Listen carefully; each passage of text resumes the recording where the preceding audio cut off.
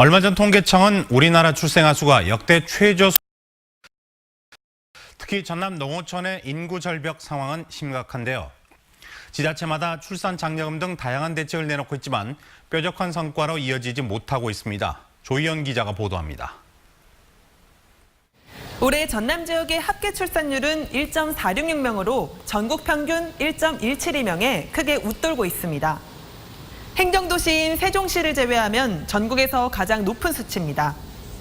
하지만 출생아 수 자체만 놓고 보면 광양시의 영세 인구는 지난 2013년 1,800여 명에서 지난해 1,332명으로 26% 감소했습니다. 같은 기간 여수와 순천에서도 각각 14.3%, 13% 감소한 것으로 조사됐습니다.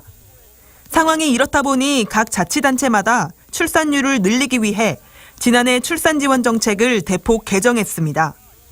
2018년 5월 현재 두 아이를 낳을 경우 여수시는 첫째 100만 원, 둘째는 3년 동안 매년 100만 원씩 모두 400만 원의 현금을 지급하고 순천시는 적금 통장에 첫째와 둘째 모두 5년 동안 매월 5만 원씩 모두 600만 원을 넣어줍니다.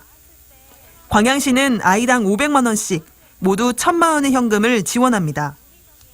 여수와 광양에서는 셋째 아이를 낳을 경우 지원금이 대폭 늘어납니다. 그러나 개정된 정책이 기대하는 만큼 출산율을 끌어올리지 못할 거라고 지적하는 목소리가 나오고 있습니다. 실효성 있는 정책이 되려면 출산 정책이 아닌 장기적인 양육 정책이 보강돼야 한다는 겁니다. 국가적으로도 들어갈 돈이 되게 많은데 이제 기왕이면 저희 입장에서는 이제 육아 쪽으로 지원을 해주는 게 더 좋죠. 출산지원금 자격 조건을 해당 지역에 1년 이하 거주하는 사람으로 제한한 점을 악용해 주소지만 옮기는 위장 전입을 통해 지원금만 타내는 사례도 발생하고 있습니다. 실제 그 지역의 인구를 늘리는 데는 큰 도움이 되지 않는다는 겁니다. 잠깐 여수에 적을 뒀다가 다시 타 지역으로 가는 경우도 많이 들었습니다.